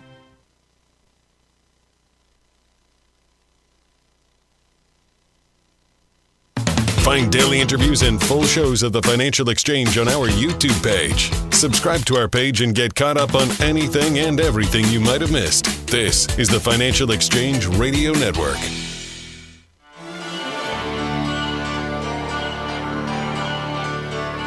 All right, time now for a little trivia here on the Financial Exchange. And we're going to do a little run of stock market-related trivia questions here. So today's trivia question is, over the past 25 years, How often did the S&P 500 have a down year? Over the past 25 years, how often did the S&P 500 have a down year? Be the third person to text us at 617-362-1385 with the correct answer, and you'll win a Financial Exchange Show t-shirt.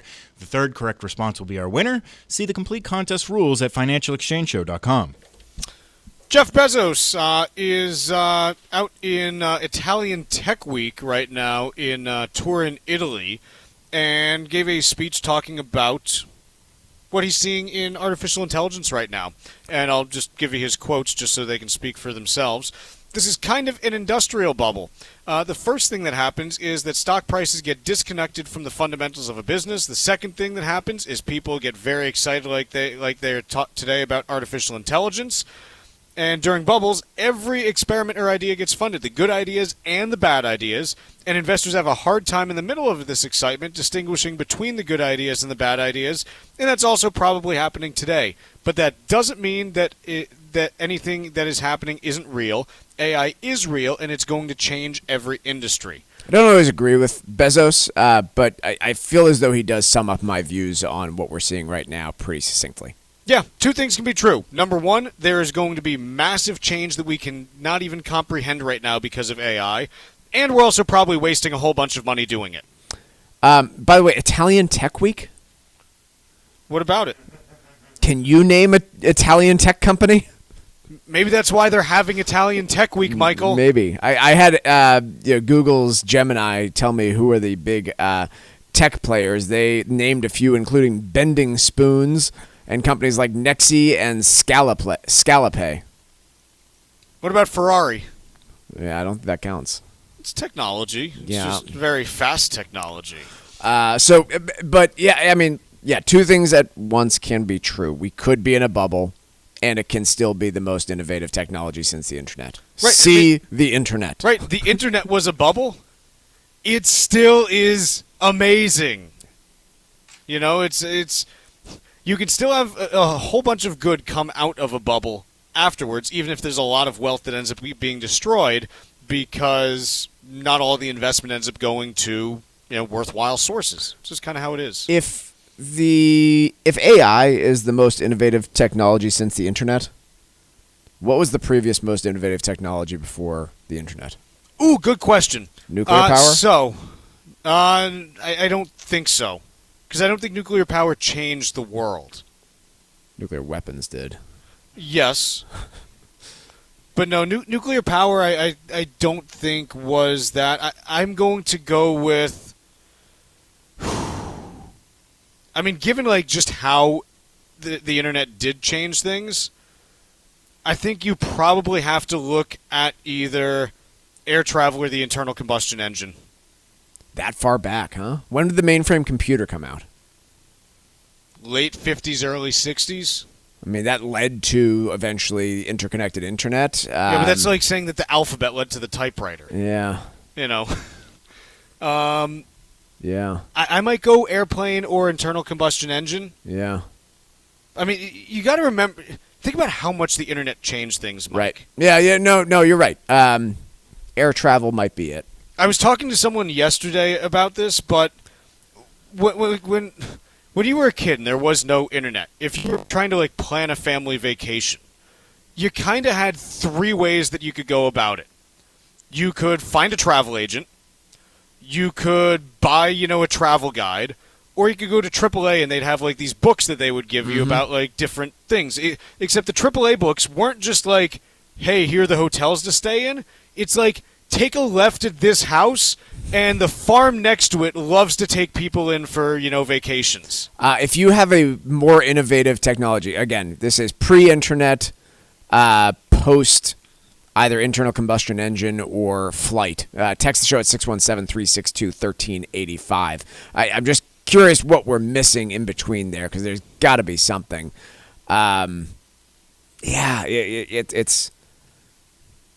It's so you're looking for to... something from the 60s. Yeah. I mean, look, if you want to go this direction, you could talk about polio vaccine or something like that. It's not the 60s. That was, I want to say, no, I think that was 41. Yeah. Yeah. Let me see when it was. It was Salk was the guy who did it. History. Here we go. Let's see. Yeah, it was. Was it 48? Let's go with 52. 52. Like that might be up there. First nuclear bomb was tested in 45. Like we're in that ballpark, Yeah. I think. Okay. So, anyways, Mike, what's the text number again? 617-362-1385. You can text us with what you think was the most innovative technology prior to the internet. Let's take a quick break. When we come back, we got Wall Street Watch, we got the trivia answer, and we're talking about why job seekers and hiring managers hate using AI for the process.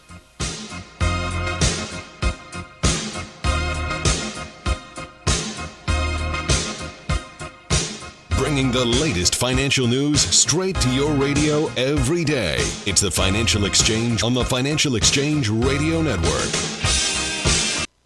Hi, this is Mike Armstrong from the Armstrong Advisory Group. If you're approaching your 70s, you might be thinking about slowing it down, but the IRS is just getting started. Required minimum distributions, or RMDs, kick in starting at age 73. And if you were born in 1960 or later, that number jumps to 75. RMDs are more than just a box to check. They can impact your taxes, your income plan, and even what you leave to your heirs. If not done properly, it could mean big penalties, but getting them right might help keep your money working for you. Our latest guide, Understanding RMDs, breaks down how they work, when to take them, and strategies that may make them less of a tax headache and more of a financial opportunity. Request your copy today by calling 800-393-4001 or by visiting ArmstrongAdvisory.com. That number again is 800-393-4001 or ArmstrongAdvisory.com. The proceeding was paid for by Armstrong Advisory Group, a registered investment advisor. Nothing in the ad or in any Armstrong guide is specific financial, legal, or tax advice. Consult your own financial, tax, and estate planning advisors before making any investment decisions. Armstrong may contact you to offer investment advisory services. The U.S. Virgin Islands aren't just stunning, they're thriving and continue to be one of the hottest spots for vacationers in the Caribbean. New cruise port upgrades, better air connections, and a sharper focus on cultural experiences are putting the islands back on the map for travelers seeking something special. St. Thomas is your cruise hub, known for duty-free shopping and the world-famous Megan's Bay. St. John is pure escape with national park hikes, secluded beaches, and tropical tranquility.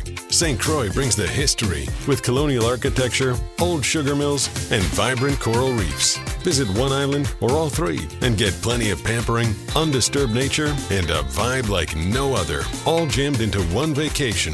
With easy travel from New England, no passport required, and no money to exchange, paradise is closer than you think. This fall, plan your getaway and fall naturally in rhythm with the heartbeat of the islands in America's Caribbean. Visit usvi.com and book your trip today. That's visitusvi.com. Mark Vonner is the CEO of Veterans Development Corporation. Mark is a career military man, having served nearly 20 years, and we are so proud to have him and his business as a key partner and a presenting sponsor of the DAV 5K Boston. The DAV Department of Massachusetts does incredible work, and it's one of the first organizations that Mark became familiar with after his military service ended back in 1984. As Mark built his company, he knew he'd be giving back to fellow veterans who needed jobs, support services, medical supplies, and so much more. Mark works with disabled veterans every day, and it's one of the key reasons why he's such a big supporter of Dan Stack, the DAV Department of Massachusetts, and the DAV 5K Boston. You can join Mark Vonner and his team and make a donation to the DAV Department of Massachusetts or become a sponsor of the DAV 5K Boston. Simply visit dav5k.boston. That's dav5k.boston. This is Tucker Silva of the Financial Exchange Show, and I'm joined today by estate planning attorney Todd Lutzke, a partner with the law firm of Cushing & Dolan with a master's in taxation. And today we're talking about the implications of gifting assets away. Todd, since the estate tax laws are projected to change on January 1st of 2026, significantly reducing the estate tax exemption, does it make sense to gift away assets right now? You know, it's a big question mark. You have to think of a few things. One, look at the size of your estate. If the exemption falls to $7 million each and you're married, you can still die with $14 million of assets and not have an estate tax. So gifting might not be important from a federal gift tax situation. But the state exemption is only $2 million, so you can only shelter $4 million. So you might want to gift to reduce your state estate tax. However, there's basis to consider. If you give away low basis assets, you're trapping capital gain. And to do that, you might be paying more in capital gains taxes later when the kids sell the assets than you're saving in just Massachusetts estate tax. So you really got to think about whether it makes sense to gift or not. And if you're going to gift, you should probably set up a gifting trust. People might be gifting large assets away and not gift the assets directly to a child. Have them in a trust for the child's benefit and then protect those assets for them. Educate yourself about the implications of gifting your assets away. Request your free copy of Todd's brand new guide called Making the Most of Gifting Assets right now by calling 866-848-5699. That's 848-5699, or you can request a copy from their website, legalexchangeshow.com. The proceeding was paid for, and the views expressed are solely those of Cushing & Dolan. Cushing & Dolan and/or Armstrong Advisory may contact you offering legal or investment services. Cushing and Armstrong do not endorse each other and are not affiliated.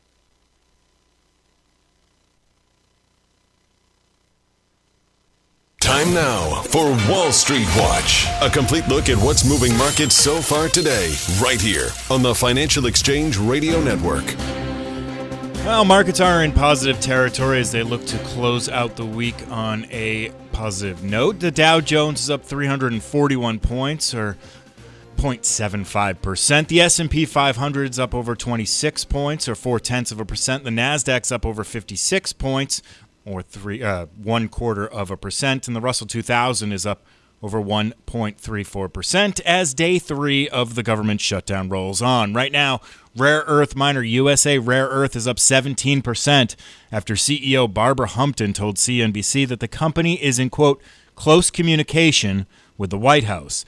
GameStop shares are off 1.8% after the company said in a filing it's selling a combination of assets ranging from common stock to debt for an undisclosed amount. Applied Materials shares are down 2.3% after the company acknowledged in a regulatory filing that new U.S. export restrictions will hurt revenue. Applied Materials said the restrictions will lower fourth quarter revenue by about $110 million and its fiscal year 2026 revenue by around $600 million. Uranium Energy is down 2.8% after planning a secondary offering of 15.5 million shares. Goldman Sachs is the sole underwriter. Entergy shares are up 2.7% after announcing plans to provide power for Google's planned technology investment worth around $4 billion in Arkansas. As part of the investment, Google will develop a new data center in West Memphis, Arkansas, the company's first in the state. And finally, Gordon Haskett Research Advisors upgraded Zillow to buy from hold, sending the real estate platform up over 3.5%. The Wall Street researchers said the recent sell-off is overdone, creating an attractive buying opportunity. Zillow has declined 17% over the past 2 weeks on concerns regarding competitive encroachment and legal woes. I'm Ben Kitchen, and that is Wall Street Watch. And we still don't have a winner for the trivia question, so let me throw that at you one more time here. Over the past 25 years, how often did the S&P 500 have a down year? It's more than 5 and less than 10. That should be enough of a hint for you.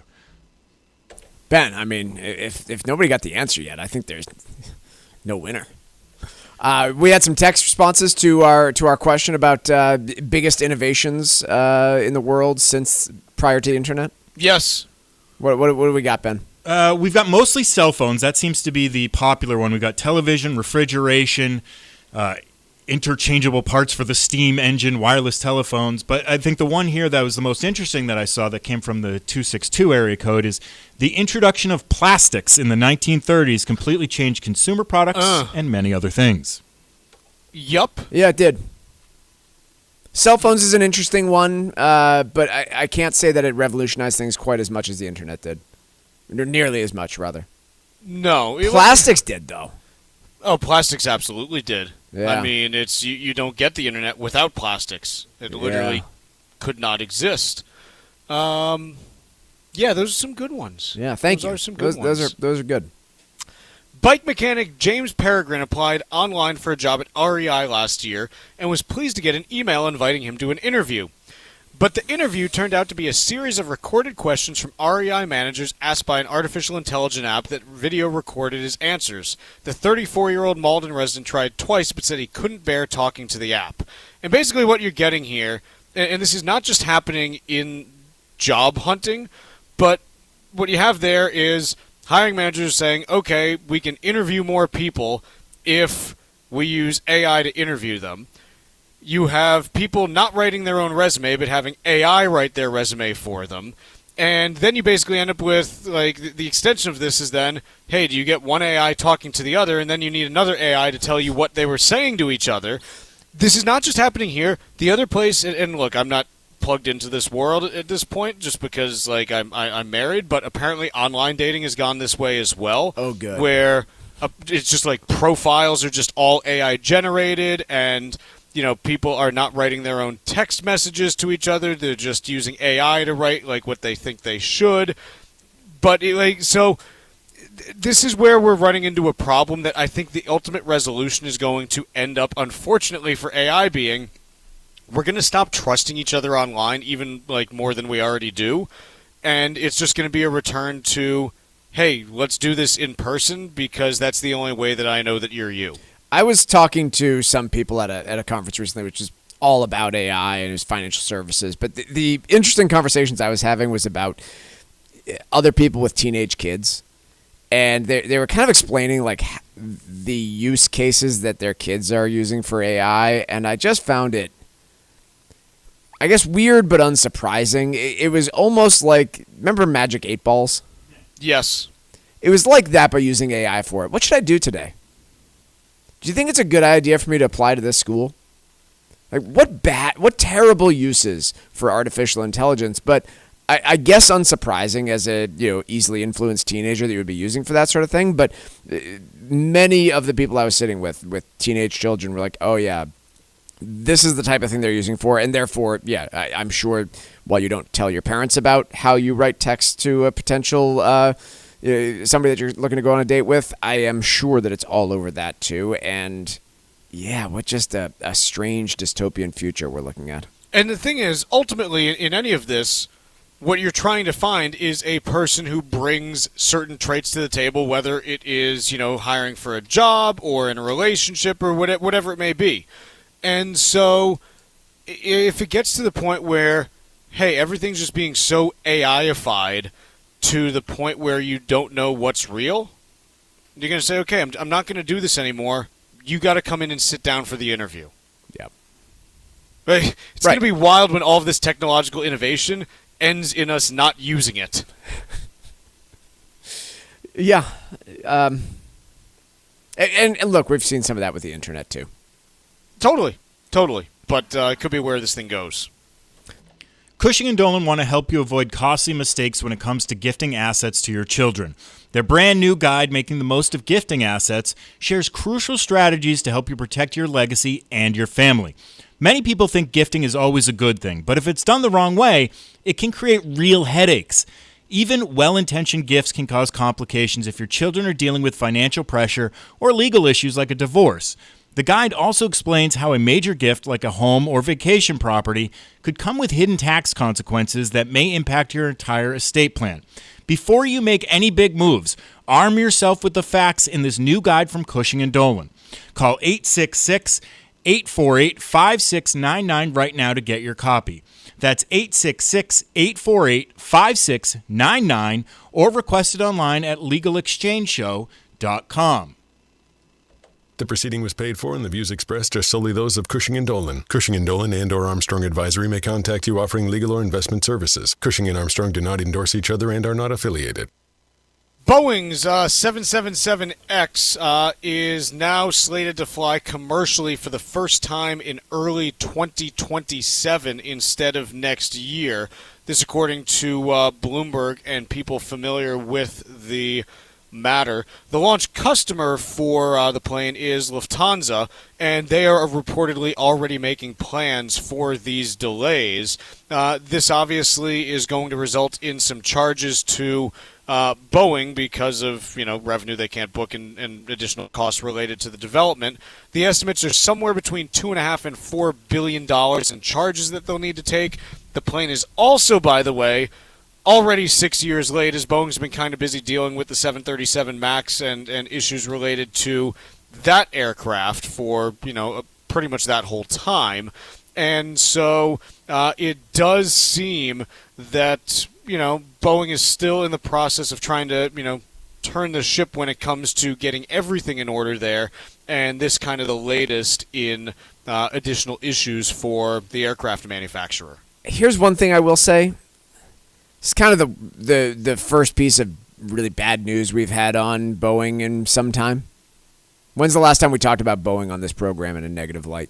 Been a while. Alaska Airlines situation. And that was beginning of last year, maybe a year and a half ago, almost 2 years ago. Feels like it's been a couple years of just exactly what you want out of an airplane manufacturer, which is silence. Yeah, which is good. Like silent competence. Yeah. So give them credit on that front. And look, if the biggest problem is, hey, there are delays because we need to get this just right, fine, you can deal with that. Yep. You can deal with that. Let's take a quick break. When we return, we're going to be joined by Paul LaMonica from Barron's right after this. The Financial Exchange streams live on YouTube. Subscribe to our page and stay up to date on breaking business news all morning long. This is the Financial Exchange Radio Network. Are you wondering where the economy is headed? GDP is growing, but tariffs, inflation, and job numbers are making headlines. Interest rates, housing costs, and policy changes are impacting all of us. Even AI is changing how markets move. Hi, this is Chuck Zodda from the Armstrong Advisory Group. We're hosting 2 financial seminars this fall to help you make sense of it all. Join us at Margaritaville Resort, Cape Cod on October 9th or at the Showcase Superlux in Chestnut Hill on October 16th. To reserve your seat, call 800-393-4001. We'll break down the economic trends, market risks, and smart strategies you need to plan for retirement and beyond. Diversification, preparation, and smart decisions are several of the keys to navigating uncertainty. Register today by calling 800-393-4001 or on our website, armstrongadvisory.com. The proceeding was paid for by Armstrong Advisory Group, a registered investment advisor. Nothing in the ad or in any Armstrong guide is specific financial, legal, or tax advice. Consult your own financial, tax, and estate planning advisors before making any investment decisions. Armstrong may contact you to offer investment advisory services. Cushing & Dolan want to help you make the most of your estate plan, starting with how you gift your assets. Their brand new guide, Making the Most of Gifting Assets, breaks down the pros and cons so you can avoid costly mistakes. Gifting may sound simple, but it can create complications you may not see coming. For example, if you gift your primary home to your kids and they sell it, they could face huge capital gains taxes, and that surprise bill could derail your plan. It's the kind of insight that can help you protect what you've built and keep your family's future on track. Whether you're just getting started or you're deep into your estate plan, this guide from Cushing & Dolan is a must-have to make smart, informed decisions. Call 866-848-5699 right now to get your copy. That's 866-848-5699. Or request it online at LegalExchangeShow.com. That's LegalExchangeShow.com. The proceeding was paid for and the views expressed are solely those of Cushing & Dolan. Cushing & Dolan and or Armstrong Advisory may contact you offering legal or investment services. Cushing & Dolan and Armstrong Advisory do not endorse each other and are not affiliated. The U.S. Virgin Islands aren't just stunning, they're thriving and continue to be one of the hottest spots for vacationers in the Caribbean. New cruise port upgrades, better air connections, and a sharper focus on cultural experiences are putting the islands back on the map for travelers seeking something special. St. Thomas is your cruise hub, known for duty-free shopping and the world-famous Megan's Bay. St. John is pure escape with national park hikes, secluded beaches, and tropical tranquility. St. Croix brings the history with colonial architecture, old sugar mills, and vibrant coral reefs. Visit one island or all 3 and get plenty of pampering, undisturbed nature, and a vibe like no other, all jammed into one vacation. With easy travel from New England, no passport required, and no money to exchange, paradise is closer than you think. This fall, plan your getaway and fall naturally in rhythm with the heartbeat of the islands in America's Caribbean. Visit usvi.com and book your trip today. That's visitusvi.com. Hey, listen, are you a 50-year-old person looking for term life insurance? Then you need to talk to Bob. Bob specializes in helping people find $1 million or more of term life insurance for a couple of $100 a month. Look, you need to know there's a price war in the term life insurance business, and you may be paying too much. Call Bob, and he'll shop and see how much money he can save you. Look, this could be the last term life insurance policy you ever have. Your rates are guaranteed for the next 20 years. That's right, guaranteed level rates for the next 20 years. And if you're a smoker or your health is not perfect, Bob has great rates for you too. So for $1 million of term life insurance coverage for a couple of $100 a month, call Bob right now. 800-965-7987. 800-965-7987. 800-965-7987. That's 800-965-7987. Paid for by Term Direct.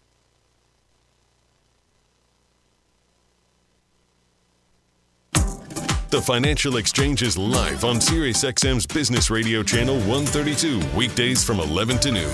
Get the latest business and financial news from across the country and around the world, and keep up to date on how it might affect your wallet. That's the Financial Exchange, weekdays from 11 to noon on SiriusXM's Business Radio Channel 132. This is the Financial Exchange Radio Network. Ladies and gentlemen, the weekend. This segment of the Financial Exchange is brought to you by the U.S. Virgin Islands Department of Tourism. Looking for a getaway that's easy, warm, and unforgettable? Discover the magic of the U.S. Virgin Islands, St. Croix, St. Thomas, and St. John.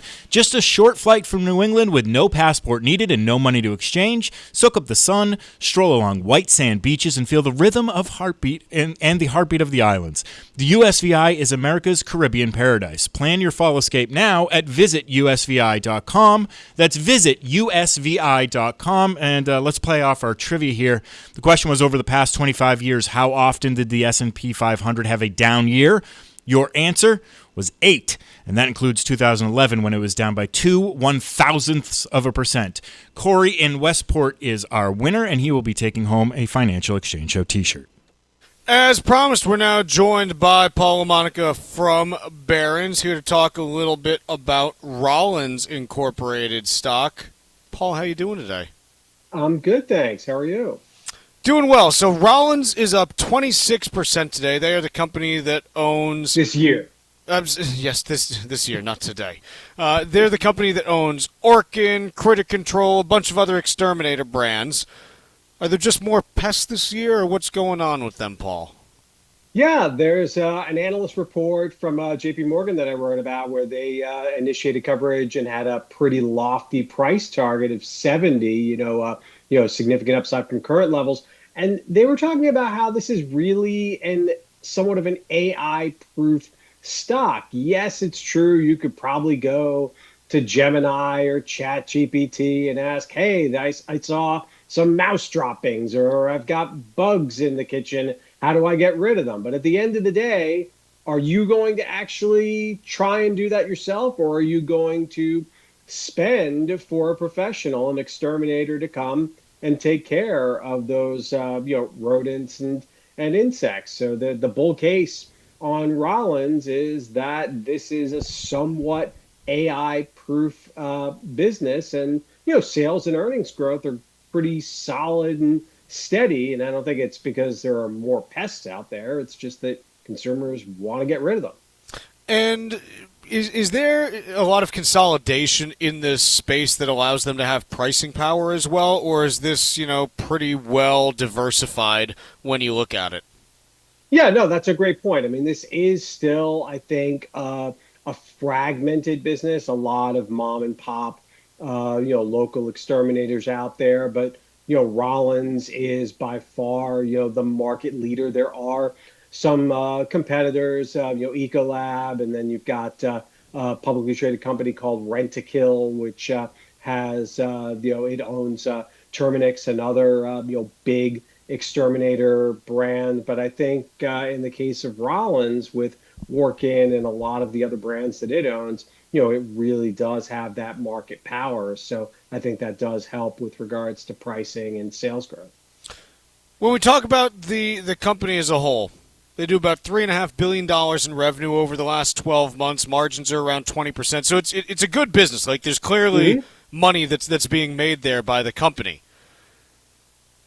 It's a pest control company that's trading 50 times forward earnings. Help me work through that, though, Paul.